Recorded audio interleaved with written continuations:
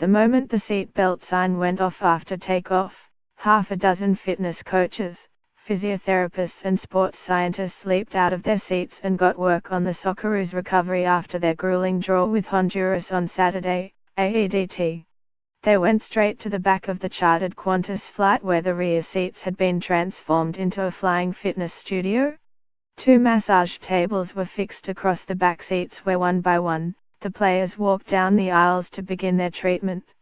Flying above the Central American peninsula and then the Pacific Ocean, they undertook the first stage of their warm-down and recovery after playing in the hot, humid conditions in San Pedro Sula on a soggy, loose pitch that left the players' hamstrings and calf muscles aching considerably more than usual.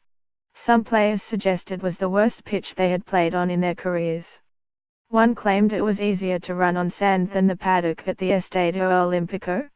They took turns being massaged on the tables at the back before having short sessions with the national team's chief physio, lavish.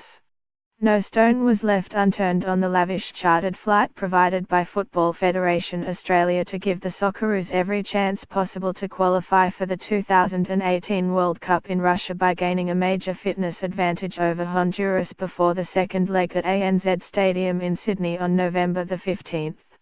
It cost the FFA $250,000 more than the price of commercial flight options from San Pedro Sula to Sydney.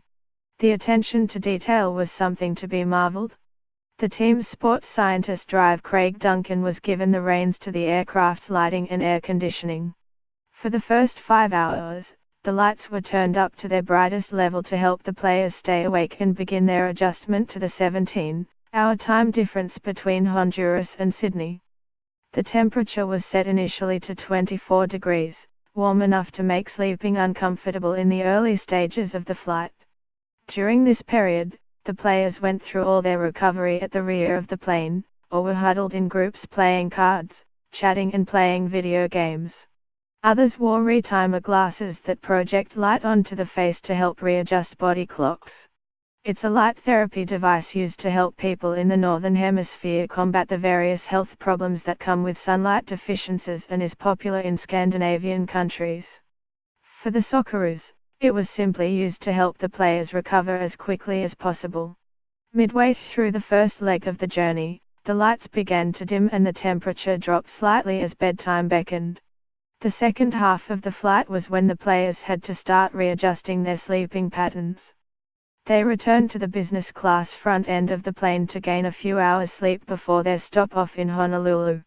After landing, the players went through stretching exercises inside the terminal in the space around their gate, in between chairs and in walkways.